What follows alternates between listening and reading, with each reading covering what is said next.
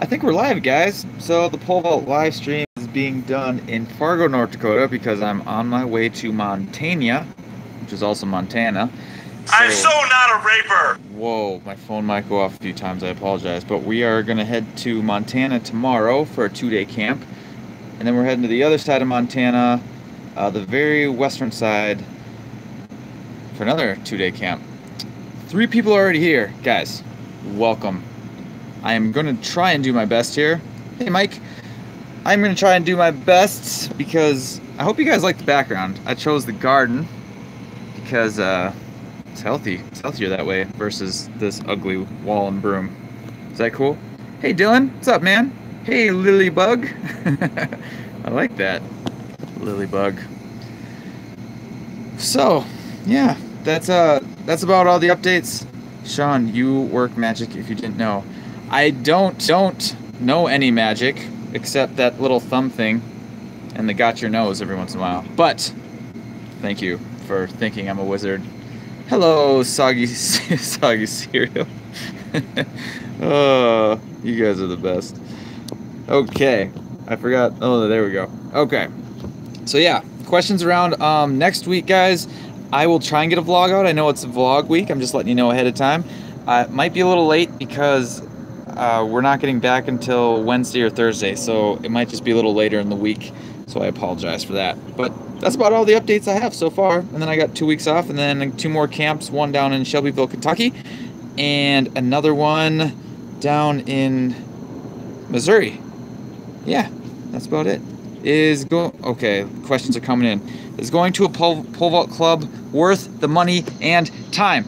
Yes, Mike. It is totally worth your time because I think pole vault was rated as the 3rd hardest event of all time, and it's so technical that you just need to do it a bunch. And if you don't have a place to pole vault, yeah, it gives you a place to do that and work on that technical stuff. So yes, it is totally worth your money and time as long as the club is good. So there's only one way to find out, is just to try it, right? So yes, I hope that answers that question. Caden, you fixed my bottom arm in 3 days while in Georgia.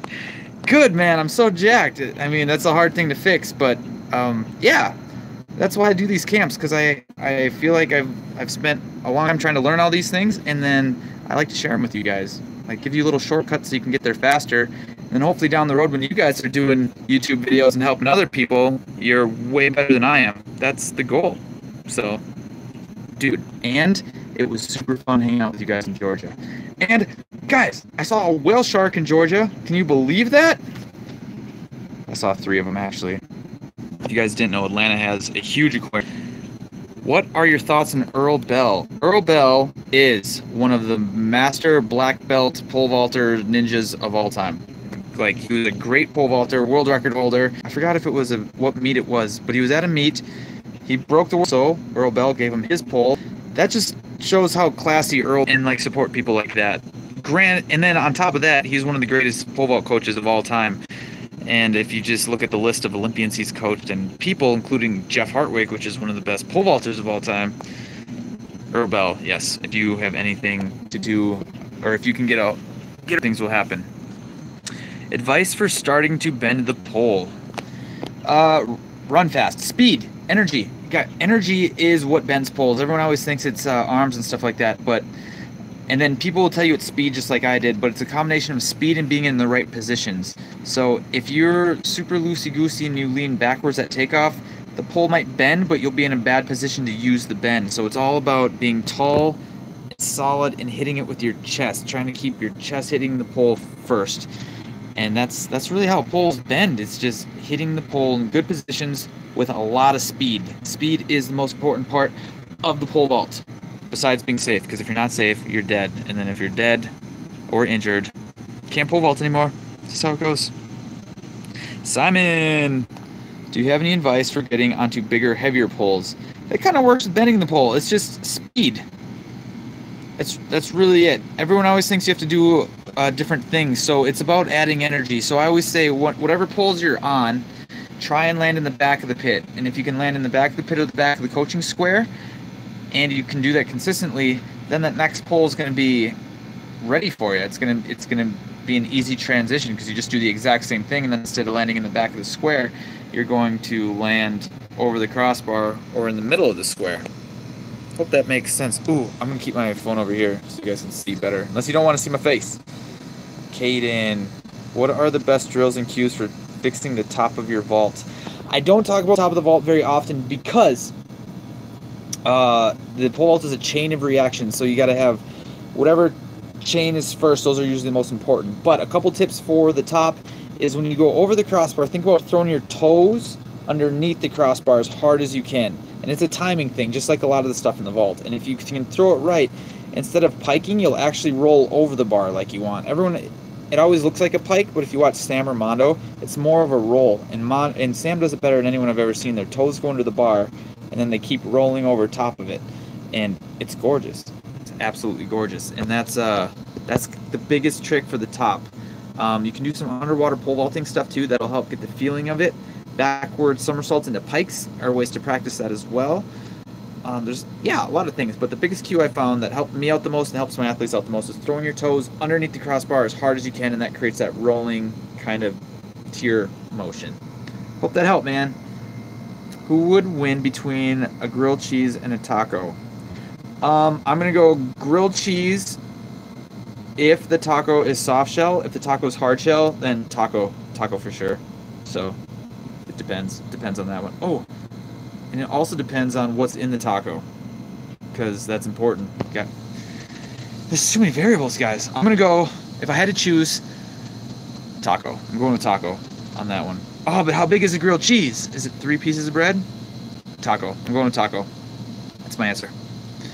So all this year, I was kneeing my pole with my left knee, and I have no clue what I was doing. Is it possible it was because I didn't have my left arm straight? It could be. It could also be that the pole just wasn't getting out of your way, or there's a lot of reasons why you could be hitting it. It sounds like you're hitting it with the swing part of it. So if you can kind of put pressure up above your head and move those arms, I have a funny feeling a bit. And as long as it moves out to the left, most of the time you don't hit the pole at all. So it's hard to say without a video why you were doing it, but those are some of the reasons why it could have been happening. So if you want to send me a video, team-hoot.com/gear, and I can take a look. Call in. Do you think that vaulters that start super young could burn out quicker in their career? I don't know about Mondo necessarily, because he could burn out. I don't know. I think he's enjoying it right now. There are... It kind of goes back to, if you focus on any sport too early or too young, or you specialize in a sport too young, people tend to burn out. There's a lot of kids behind me. They're awesome. For example, if you start gymnastics when you're 3 or 4, I see a lot of people, gymnasts especially, or volleyball players, by the time they're in high school, they don't even want to do gymnastics anymore, even though if they're level 8 or 9 or 10. They're just like, I'm out. This is stupid. I don't want to do it anymore. I've seen other examples of people just getting forced to do pole vault way too much in high school, so they do it every day. Well, not every day, but at least 5 times a week, 4 years, and then they get to college, and they might be jumping really high, and they just don't want to go anymore. So there's this balance that you need to find, and it's different for everybody. Some people like Mondo, I've met him, and he just bleeds pole. And even when he's not pole vaulting, he's dreaming about pole vaulting. Renault's kind of the same way. There's other elite vaulters I know that they want to pole vault and train, and then they want to do other things on the side. So, long story short, I think you just have to be aware of that. Awareness is the first step to figuring that one out. Hit us with your best pole vault joke. My PR. I don't know. I don't even know any good pole vault jokes. You guys should just tell me a bunch of pole vault jokes, and then I'll have them. I just don't know any right now. Okay, James, what should someone do in the off season to get ready for the next season? Honestly, that's why I wrote those training programs. They came out of a way to help you guys get faster. If you can get faster, and set your body up to be balanced and healthy, you can get through the whole next season with a lot of speed, and you will jump higher. That's what I would do from a training standpoint. That's number one, most important in my opinion. Number 2 would be just to work on that plant. If you can get that plant nice and early and on time, and a lot of pole runs along with that, good things are going to happen. You guys are going to be rocking and rolling. How do you underwater pole vault? There will be a video soon, Mr. Mike. I will show you guys. I actually just brought a new GoPro so I could film underwater pole vault and see what I'm actually doing. So Montana camp, I will film that, and there will be a future video out about that, so don't you worry. Underwater pole vault on its way. Thanks a lot for making these, Shawn. They help a lot. Can you explain blocking with the left arm and how I know if I'm doing it? That was a great question. I should do a whole video on that. Remind me, can you leave a message in the comments after this to remind me to make this video? Please, Simon, because this is a great idea. So when I see it, if blocking looks like this, I'll do it with my lefty. It looks like this. You see your arm kind of shooting into your body and it blocks. Like there's no stretch, there's no nothing. It's just a lot of hitting you in the body. Now a non-blocked arm looks like a stretch, like it's stretching in your chest. So blocking, stretching, and it usually has to do with people push. It might start out as a block and move up. It's still a block because it's pushing into your shoulder. A lot of times if you feel a block too, it hurts. It hurts a lot.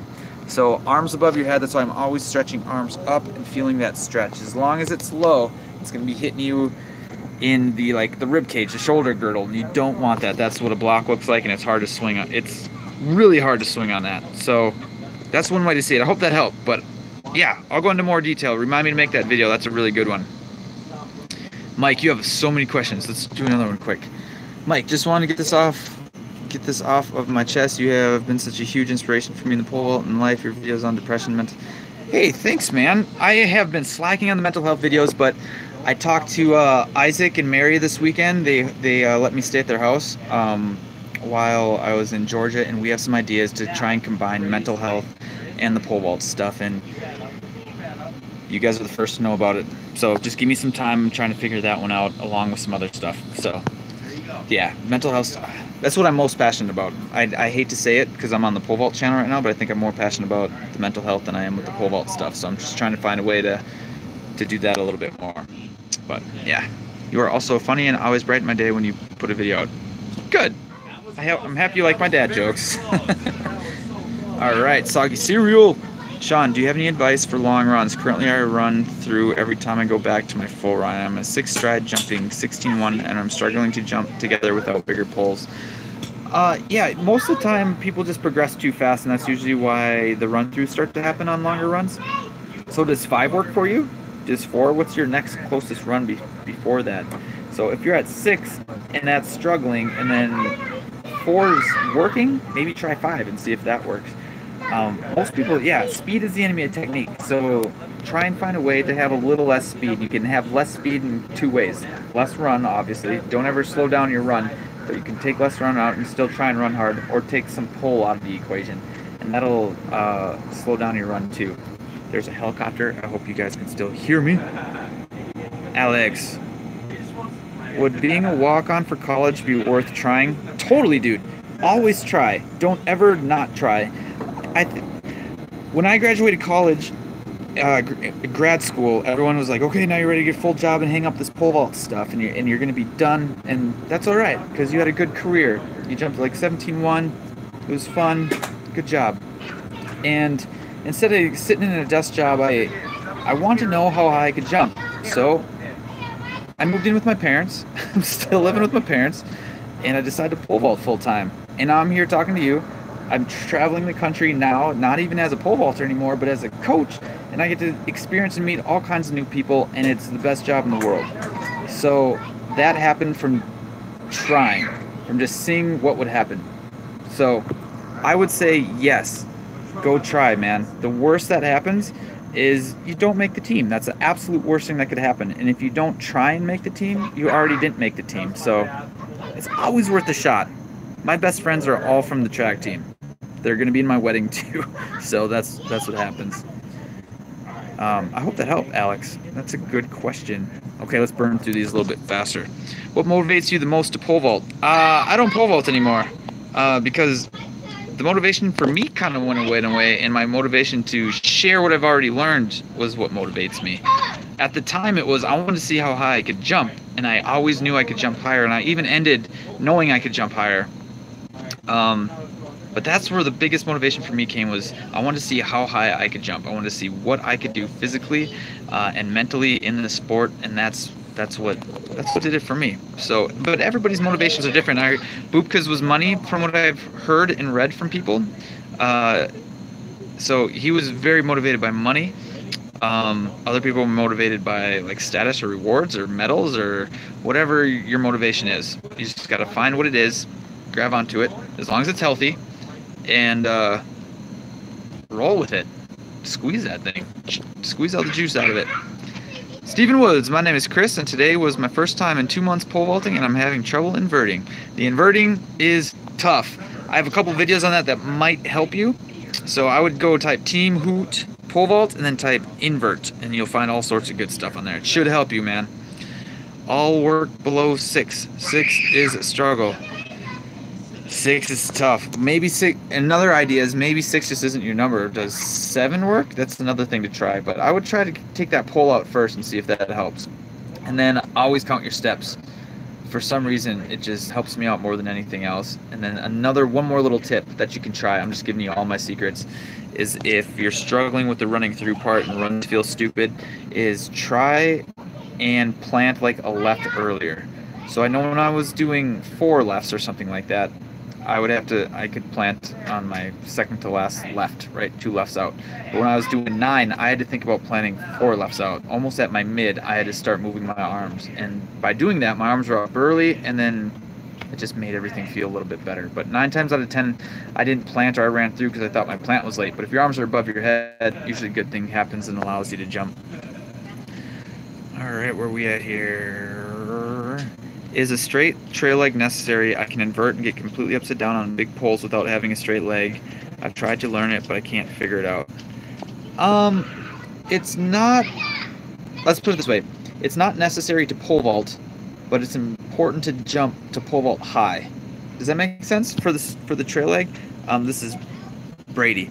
Think of it this way. How do we add energy into the pole vault? We have to have long levers because long levers add energy. So if we take that energy out, yeah, you can pull your knees up and get over some bars, but a longer lever will add more energy, or a longer lever, sorry, I can't talk right now. A longer lever will add more energy, and then you can get on bigger poles and jump bigger bars. So that's the importance of the straight trail leg, and that's why everyone preaches it all the time. Not because it looks pretty, but because it's long and adds energy. So if you have a long trail leg but it's not adding energy, then that's a waste of time just as having a bent one. So make sure that trail leg is adding energy. Alex Thompson, thank you. You're very welcome. Soggy Cereal, thanks, Sean. You are very welcome. Kurt, come back to Georgia. I have honestly been talking about it all week, and I want to come back to Georgia. I love Georgia. You guys were awesome, and you made the camp super fun. We'll buy you dinner if you come back. We'll buy you Moe's. God, I went to Fargo today. Okay, as soon as I got back to Minnesota, I typed in closest Moe's, and I was really excited because I thought there was one in Minnesota. There are none. But there is one in Fargo, and I'm in Fargo right now. See, there's no snow yet. There will be. And so I had Moe's, and I took my dad to Moe's too because you guys got me hooked. Just saying. When are you going to write Beginner to Francis? I'm not much of a writer. I'm more of a video guy because I can talk. If you guys have watched my spelling errors on my social media, then you'll know why writing isn't my jam. I don't like to proofread. No, but I just actually, while I was in Georgia, I got a new camera to work on this super secret project that I haven't told many people about yet, but it's along those same lines. There's your little hint, but I'm hoping this will help a lot of people. Let's just leave it at that and let the mystery continue. Okay, Stephen Woods. Does it matter if you bend your bottom arm? No, not necessarily. Wait, your bottom arm? Yeah, not necessarily. Some people plant like this, and then they throw it back to create that lever and that space. So the bottom, there's a lot of ways to do the bottom arm. There's a video I made, I think I posted it this year and a couple years ago that I asked all the elite pole vaulters what they thought about the bottom arm. Some of them said they didn't even think about it. Some of them said that's what they focus on the most. Others were saying they focus on getting it tall. Some people were saying they focus on getting it out. Some people say they have their elbow in. Some people say they have their elbow out.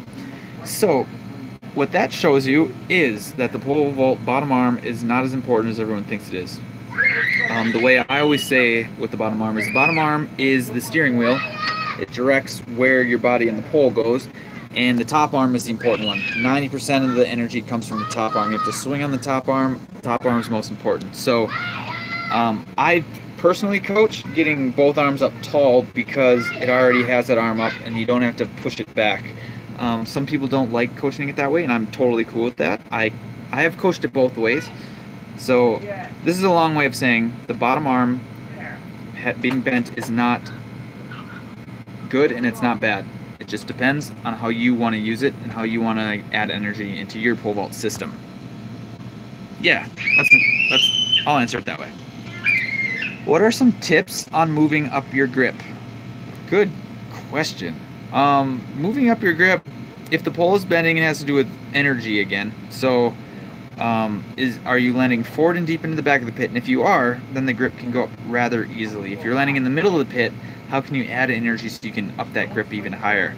Other little hacks to getting your grip up is jumping off the ground. When we were in Georgia, we did this whole drill series where we set up cones. Whoop, I almost dropped you guys. It's okay. I still love you.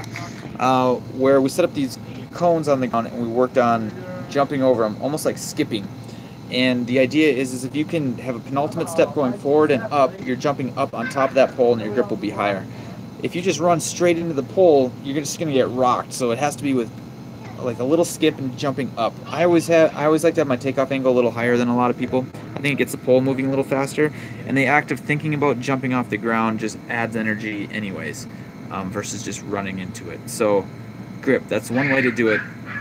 And then just trying to add energy and going deep into the pit. That's how you do it. Moving the pole to vertical as fast as you can. I think a couple weeks ago I made a video on moving the pole to vertical. That'll do it. Ooh, I've never gotten to the bottom of these questions. Guys, I'm at the bottom of these questions. So, yeah. If anyone has any more questions, I guess poop them out into the comment section. Don't literally do that. That'd be kind of gross. But if that's it, we can end it here. But I'll give it another minute. We'll see if we have any more. But yeah, that's about it. Oh, a bird just flew by, and this is my brother's kale. Do you guys eat kale? Sometimes I've tried to eat kale. It's all right.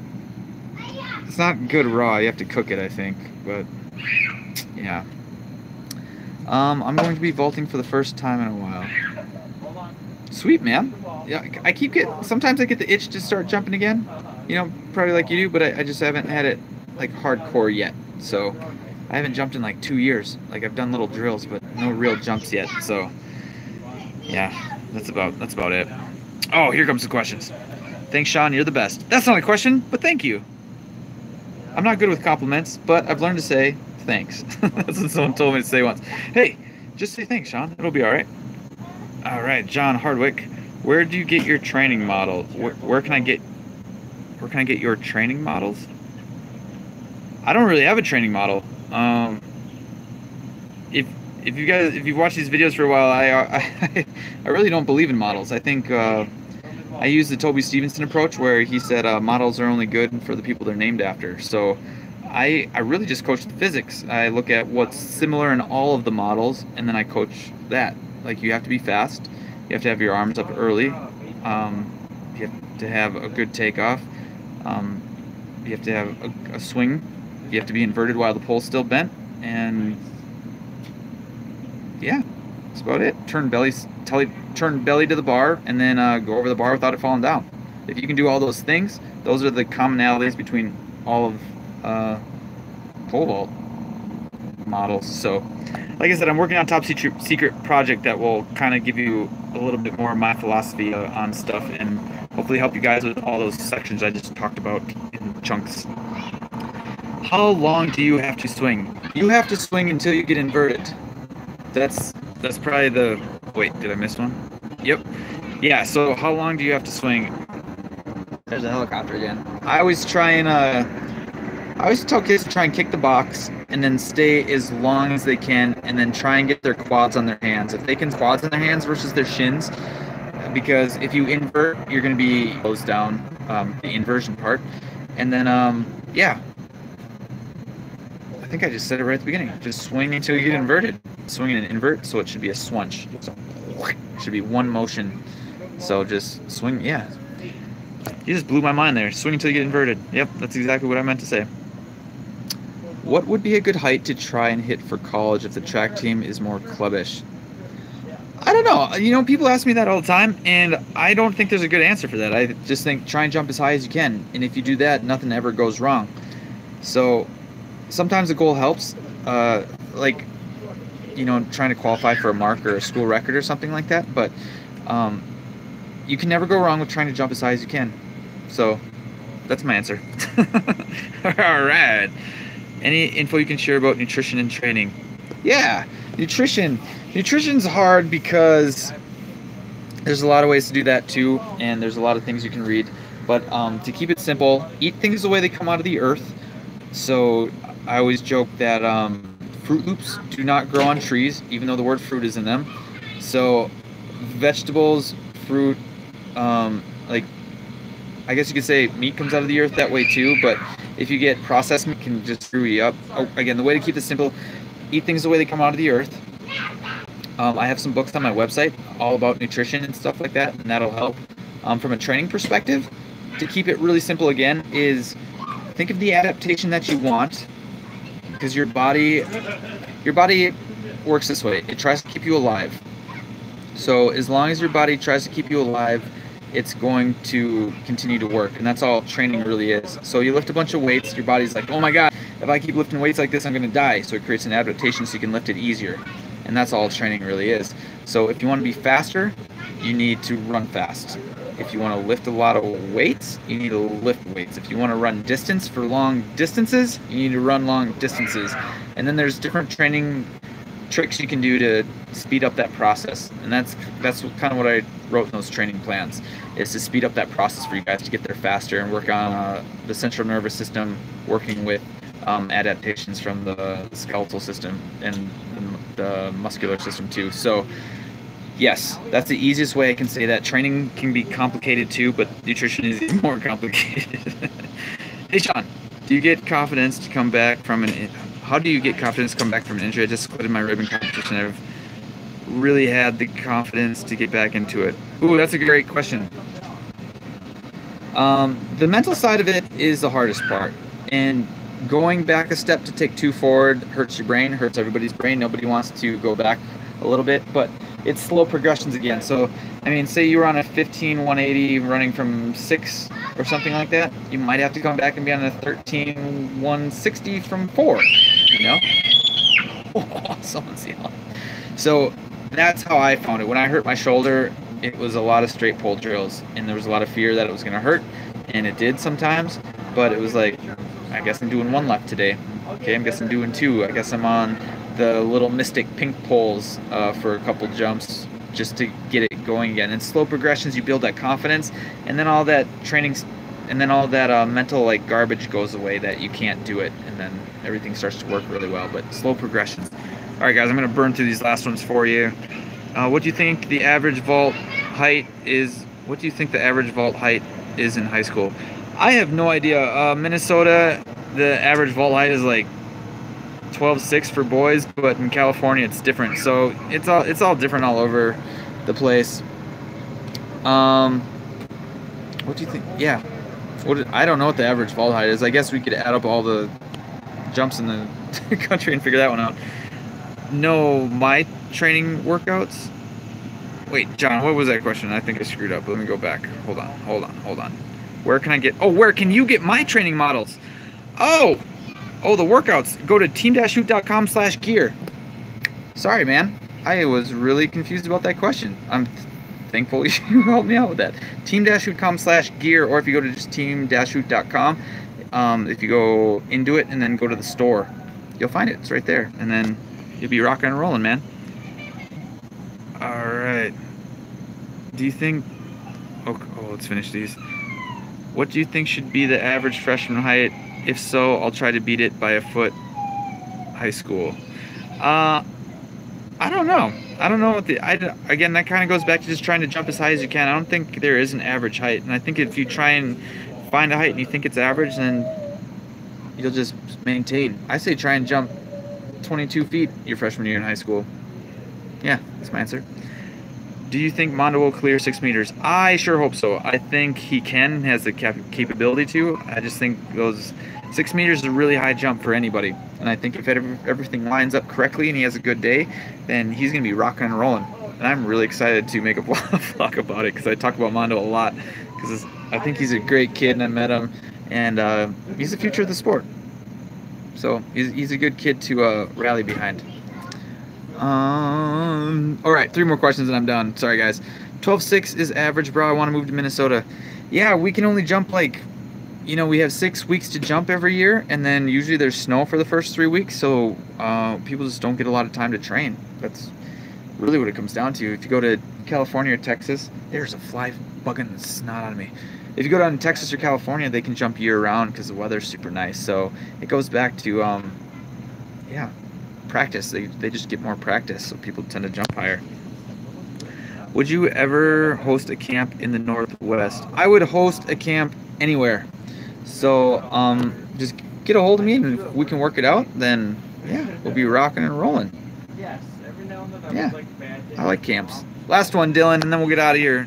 Shawn, where can I find your book on the vault, the one that you wrote for your thesis? It's on my website, and I know if you type in Shawn Francis ground reaction forces, you should find it in Google. I think too will show it up, but I forgot where it's located on my. I know it's on my website. If you can't find it, shoot me an email and I'll find it for you. Oh, I hate leaving questions unanswered, you guys. How do you keep your legs together after you get inverted? Just squeeze them together. Squeeze them together. That's a good question. Keeping your legs together. I don't know. There's a lot of ways to think about it. It's just bringing awareness to those legs, I think, is kind of the biggest step. I found that if you try to squeeze, when you're standing in line, squeeze your legs together like your shoes. And then when you get inverted, you'll kind of naturally go back to that because it's kind of like a habit. I use the analogy of putting paint on the wall. So and that's how I look at practice. So if I wanted to paint this wall back here blue and I did one brush stroke, it would still look white. But the more brush strokes I do, eventually it'll start looking blue, and then I'll forget that it's even white. And that's kind of how you break a bad habit too. So how can you break that habit of keeping your legs together? Do it a lot, even if it's not during the pole vault. Stand in line, do it, lay in bed, squeeze your legs together, and you guys will be good to go. So that's about it, guys. Thanks for showing up. I know like pole vault season is kind of over and people are, you know, there's not as many people here, but I almost like it more because I can talk to you guys. There's not as many of you and I can answer all your questions. So thanks for showing up. Kale. I'll see you guys next week. And again, sorry the vlog might be a little late, but I'll do my best. I'll try my best. See you guys later. Boom.